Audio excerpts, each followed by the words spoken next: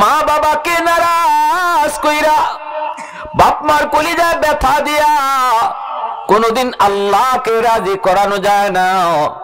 আল্লাহকে যদি রাজি করাইতে হয়, আল্লাহকে যদি পাইতে হয়, আল্লাহকে যদি খুশি রাখতে হয়, তাহলে নবীজি বলেন বাপ মারে খুশি রাখতে হবে।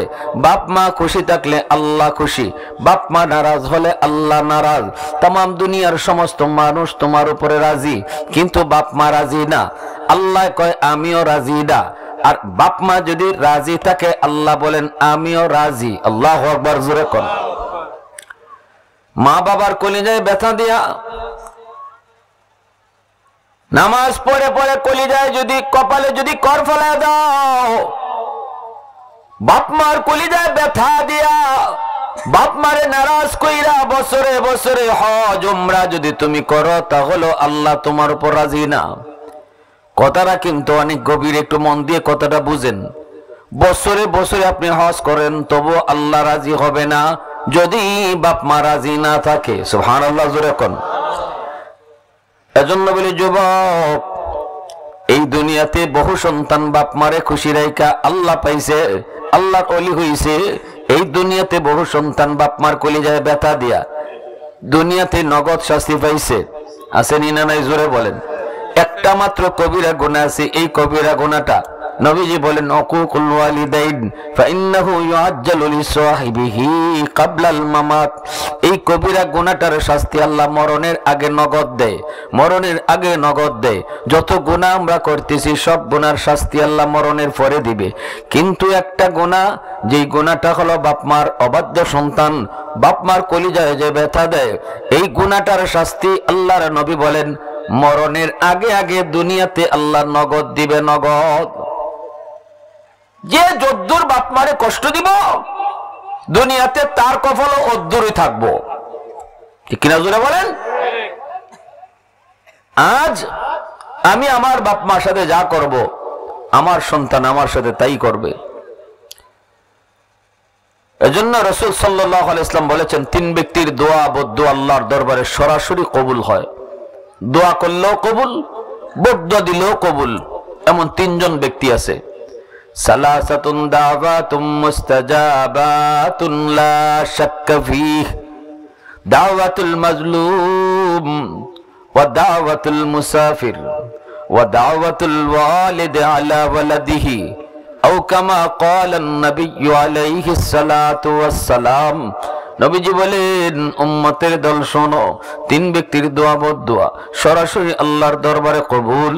এক হলো মজলুমের দোয়া বদদুয়া, দুর্বল মানুষের দোয়া, এটাও আল্লাহর দরবারে কবুল।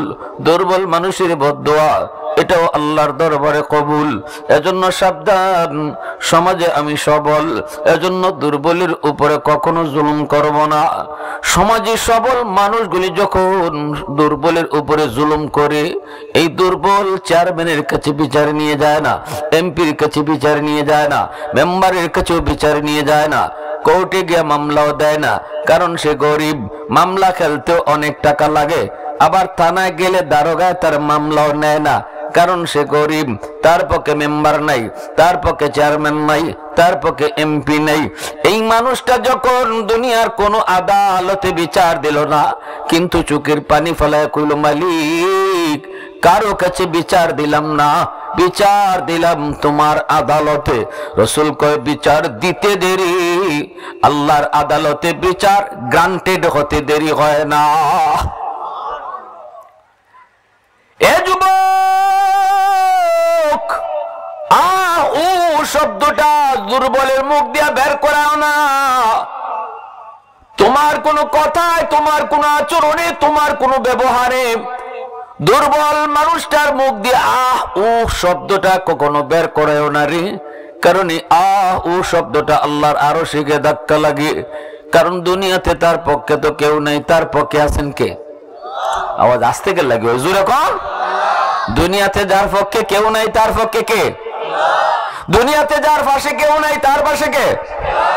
এজন্যই সবল মানুষগুলি ভালো করে শুনো, পয়সা আছে আমার বেশি, শক্তি আমার বেশি, অনেক বড় গোষ্ঠী লোক আমার বেশি, ক্ষমতা আমার বেশি, এজন্য সমাজের যেই মানুষগুলা বড় দুর্বল, এদের উপরে কখনো জুলুমে যেও না। কারণ দুর্বলের মামলা দুনিয়ার আদালতে হয় না, দুর্বলের মামলা হয় আল্লাহর আদালতে। এবার বলো দেখি, দুনিয়ার আদালত সহজ, দুনিয়ার আদালত কঠিন নাকি আল্লাহর আদালত কঠিন? দুনিয়ার আদালত সহজ, আল্লাহর আদালত বড় কঠিন। দুনিয়ার আদালতে জজ সাহেবরে ফোন দেওয়া যায়, দুনিয়ার আদালতে জজ সাহেবকে ঘুষ দেওয়া যায়, দুনিয়ার আদালতে জজ সাহেবরে বোয়াল মাছ খাওয়ানো যায়, হালকা হয়ে যায় মামলা। কিন্তু বলো তো, আল্লাহর আদালতে আল্লাহ যখন বিচারক হবে, ওই দিন আল্লাহকে কে কি পরিমাণ ঘুষ দিতে পারবে? বুঝা যায় সকলে আপনার রেডি আছেন ঘুষ দিবার লাগে আল্লাহরে? যে হু হা করেন না, যে কিছু বুঝি না তো। কেউ আপনাদের এলাকার নাম কি? মাটিহানি। মাটিহানির মানুষ আল্লাহরে ঘুষ দেওয়া যাবে? তো আওয়াজ দিয়ে এখন লন্ডনে টাকা আল্লাহরে লোভ দেখাই ভাই। আল্লাহ পাউন্ড আছে, পাউন্ড, ডলার আছে, ডলার। হ্যাঁ, ডলার মোলার চলতো না, পাউন্ড মাউন্ড চলে না। আসরের মাঠে কোনো পাউন্ড চলে না, ডলার চলে না। দুনিয়াতে তো জজ সাহেবরে ফোন দেওয়াইছো, কারণ তোমার দুলাভাই হইল মন্ত্রী, মন্ত্রী দিয়ে ফোন দেওয়াইছো, মন্ত্রী ফোন দিছে জজ সাহেবরে, জজ সাহেবের তো একবারে পেট খারাপ হয়ে গেছে। মন্ত্রী ফোন পাইলে আর জজ সাহেবের হুশ থাকে? হ্যাঁ, লাল ফোন, রেড ফোন করিডরে দৈরে যখন মন্ত্রী কইব, জজ সাহেব এত নম্বর মামলা, এত নম্বর আসামি, এ আমার হালার ঘরে ভাতিজার ঘরে দুলাভাই। জজ সাহেবের কাম পাতলা, ঠিক কিনা জোর? এখন মামলা আর আছে? হ্যাঁ, মাটিহানির কয়জনে আল্লাহরে ফোন দিয়ে কই ভাই বলে, আমি তো মিনিস্টার। আল্লাহরে মিনিস্টার পরিচয় দেওয়ার লোক আসেননি কেউ? হ্যাঁ, ভয়ঙ্কর আদালত, ভয়ঙ্কর। একটু তেরামি করবা শেষ সুজা। তেরামি যা করন যায় দুনিয়াতে, 17 বছর কইরা গেছে না তেরামি। এই তেরামি যে ওই করবা দুনিয়ায়, তুই আল্লাহর আদালতে তেরামি চলতো না, পাওয়ার চলতো না, বাহাদুরি বেটাগিরি চলতো না, সব সোজা, ঠিক কিনা? আল্লাহ পাক কইব, বান্দা তোর জীবনের নামাজ, তোর জীবনের রোজা, তোর জীবনের হজ সবকিছু লয়ে তুই জান্নাতি পড়ে যাবি। আগে তোর বিরুদ্ধে তোর এলাকার একজন দুর্বল মানুষের মামলা আমার আদালতে, এই মামলা তুই আগে ডিসমিস কর, এরপরে তুই তোর নামাজ লইয়া জান্নাতে যা, এরপরে তুই তোর রোজা লইয়া জান্নাতে যা, এরপরে তুই তোর হজ লইয়া জান্নাতে যা। আগে দুর্বলের মামলা তুই ডিসমিস কর। এর যুবক, ওই দিন কিন্তু তুমি দুর্বলের কাছে হাত জোর করে মাপ চাইবা, দুর্বল কিন্তু তোমাকে আমাকে মাপ দিবে না। কারণ হাসরের ময়দানে মাপ দেওয়া হয় না, হাসরের ময়দানে বিন্দু পরিমাণ দরদ চলে না, কেউ কাউরে মায়া করে না। ইয়াউমা ইয়াফিরুল মারউ মিন আখিহি ওয়া উম্মিহি ওয়া আবিহি ওয়া সাহিবাতিহি ওয়া বানিহি। আল্লাহ পাক কই, হাসরের ময়দান কেউ কারো পরিচয় দিবে না, সবাই সবার থেকে ভাগবে রে। সন্তানকে পরিচয় দিবে না বাবা, বাবা সন্তান দেখলে ভাগবে, সন্তান বাপ মা দেখলে ভাগবে, ভাই ভাই দেখলে ভাগবে। কেউ কাউকে পরিচয় দিবে না, কেউ কারো বিন্দু পরিমাণ উপকার করবে না, বরং একজনে আরেকজনকে বিপদে ফেলাইয়া কেমনে নিজে বাঁচত এই চিন্তা করব। ভাইয়ে বাইরে বিপদে ফেলাই দিব, মায়ের সন্তানরে বিপদে ফেলাই দিব, বাপের সন্তানরে বিপদে ফেলাইয়া নিজে বাঁচতে চাইব। এর নাম হলো হাসরের মাঠ। দুনিয়ার আদালতে, দুনিয়ার জমিনে দেখেছি সন্তান বিপদে পড়ছে, মা সামনে দাঁড়ায় গেছে, আওয়াজ দিয়া কমিয়া, ঠিক কিনা? মারতে আইছে সন্তানকে, মায় কয় আগে আমারে মার, ঠিক কিনা?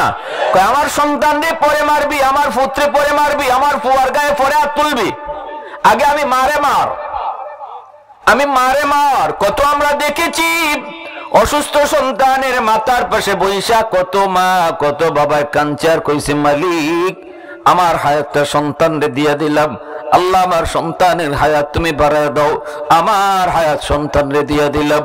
কিন্তু কিয়ামতের ময়দান, হাসরের ময়দানের চিত্র আল্লাহ পাক কয় বিন্দু পরিমাণ এতটুকু মায়া বাপ মা দেখাবে না। বলে আমার সন্তান বিপদে পড়ে গেছে, একটা নেকির জন্য সন্তানকে একটা নেকি দিয়ে উদ্ধার করি, এতটুকু মায়া মা দেখাবে না, বাবা দেখাবে না। এর নাম হলো হাসরের ময়দান। প্রশংসা করব কার? তো মালিকের নাম জোরে যুবক একটু আওয়াজ দিয়া কার? ওয়াহদাতি কি হিফাজত নেহি বেকুওয়াতে বাজু, ওয়াহদাতি কি হিফাজত নেহি বেকুওয়াতে বাজু, आती नहीं कुछ काम हक ले खुदा दाद, आती नहीं कुछ काम हक ले खुदा दाद। ऐ मर्द खुदा तुझको कुव्वत नहीं हासिल, जा बैठ किसी गार में अल्लाह को कर याद। ये सच है कि बातिल की तरफदार नहीं हम, गद्दार न समझो गम गद्दार नहीं हम। फूलों की तरह नरम मिजाज अपना है नजर, हम तेरी नहीं नेज़ा व तलवार नहीं हम, हम तीर नहीं नेज़ा व तलवार नहीं हम। मुसलमाনের আওয়াজে কোন আল্লাহু আকবার। এজন্য আমার ভাইরা বন্ধুরা যুবক, তোমার ঘরের মধ্যে তোমার বউ হলো সবচেয়ে দুর্বল। এই ঘরের মধ্যে আমার বউ হলো সবচেয়ে দুর্বল, কারণ এই ঘরে আমার বউয়ের পাশে কেউ নাই, বাবার বাড়ি কেউ সাথে আসে নাই, ভাই আসে নাই, বোন আসে নাই, বাপ মা কেউ আসে নাই। যেই মেয়েটা ছোট থেকে বড় হলো বাপ মার মায়া পায়া, ভাই বেরাদরের মহব্বত ভালোবাসা পায়া, যেই মেয়েটা মা বাবার ঘরে বাপ মার কাছে আদর ভালোবাসা পায়া বড় হলো, এই মেয়েটা উপযুক্ত হওয়ার পর যখন বিয়ে হয় স্বামীর হাত ধরে স্বামীর বাড়িতে চলে আসে। এই বাড়িতে তার আপন বলতে কেউ নাই, সবাই হলো স্বামীর লোক, কেউ তার নিজের না। এর যুবক, জীবনের জন্য মা বাবা ভাই বোন আত্মীয় স্বজন সবাইকে পর বানায়া, স্বামীর বাড়ির মানুষগুলিকে আপন বানায়া, যেই মেয়েটা জীবনের জন্য স্বামীর ঘরে চলে আসলো, এইবার হলো তার আপন বলতে তার পাশে কেউ নেই। তুমি স্বামী যদি তার মায়া না করো, তুমি যদি তার উপরে টর্চারিং করো, কথা দিয়া যদি আঘাত করো, হাত উঠায় যদি আঘাত করো, এই দুঃখ সে কারো কাছে বলার মতো নাই। ডানে তাকাইলো স্বামীর লোক, বামে তাকাইলো স্বামীর লোক, কার কাছে বিচার দিবে? বিচার দেওয়ার কেউ নাই। এই আল্লাহর বান্দি মোবাইল কইরা বাপ মার কাছেও এই কথা জানায় না, বাবাকেও বলে না, কারণ বাবা চিন্তা করবে, মা কষ্ট পাবে। এজন্য নিজে নিজে স্বামীর বাড়ির নির্যাতন সহ্য করে নেয়, নিজেই সহ্য করে নেয়, কলিজা চাপা দেয়, দাঁতে কিরিমিরি খায়।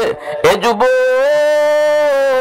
রান্না করে বসে যদি আল্লাহর বান্দি চোখের পানিটা ফালায়, বাথরুমের ভিতরে যায় যদি চোখের পানিটা ফালায়, তোমার কোনো আচরণে তোমার কোনো জুলুমের যুবক মনে রাখো, এই পানিটা এত গরম, এত গরম, এই পানি আল্লাহর মাটি বরদাস্ত করে না।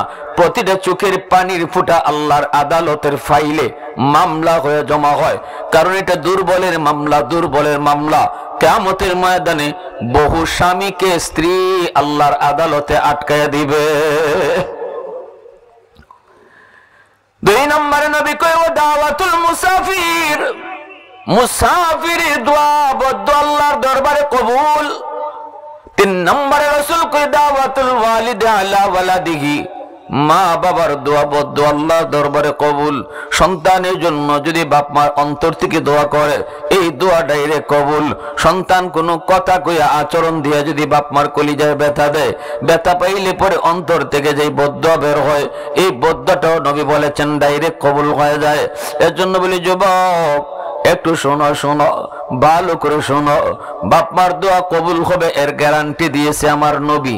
আমি মৌলবী না, নবী গ্যারান্টি দিয়েছে, গ্যারান্টি।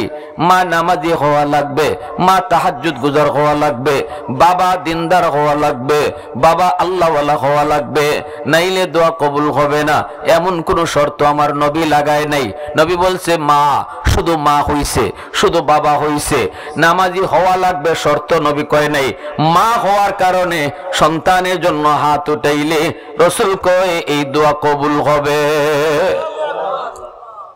মঈনুদ্দিন চিশতি, আব্দুল কাদের জিলানী তোমার ঘরে যদি দাওয়াত করে খাওয়াও, যে আব্দুল কাদের জিলানী রে পাইছে, একজন না এরকম 100 আব্দুল কাদের জিলানী ঘরে পাইছো, দাওয়াত খাওয়াইছো, মুরগির রান খাওয়াইছো, খাসি জবা করে খাওয়াইছো, গরু আনিয়ে খাওয়াইছো, বড় বড় গোয়াল মাছ খাওয়াইছো, সব খাওয়ানির পরে কইছো হুজুর হাত উঠান।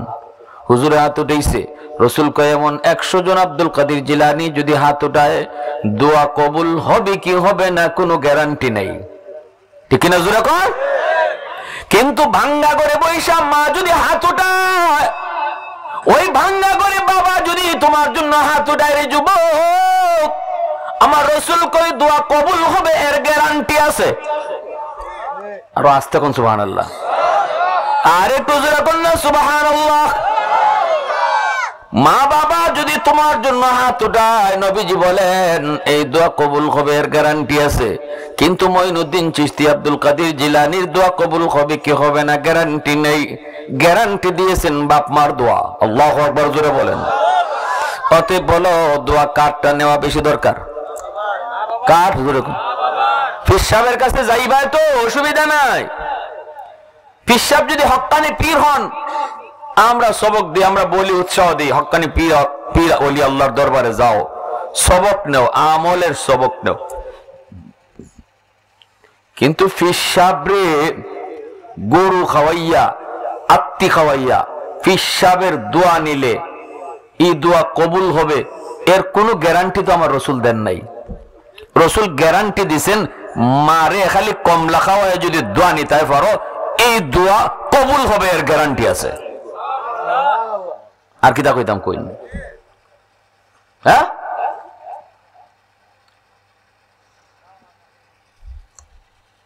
পীর সাহেবরে খুশি রাখো, কিন্তু পীর সাহেব খুশি থাকলে আল্লাহ খুশি হাদিস তো পাই না আমরা।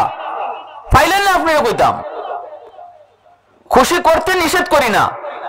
হক্কানি পীর ওলি আল্লাহর দরবারে যাবা, হক্কানি পীরের দরবারে যাবা, যাও তুমি যা খুশি তা নিয়ে যাও, আলহামদুলিল্লাহ হাদিয়া নিয়ে যাও, হাদিয়া নেওয়া সুন্নত, হাদিয়া দেওয়া সুন্নত। কিন্তু পীর সাহেব খুশি আল্লাহ খুশি হাদিস পাই না। পাই না যেটা কইমু কেমনে? হাদিস পাইছি বাপ মা খুশি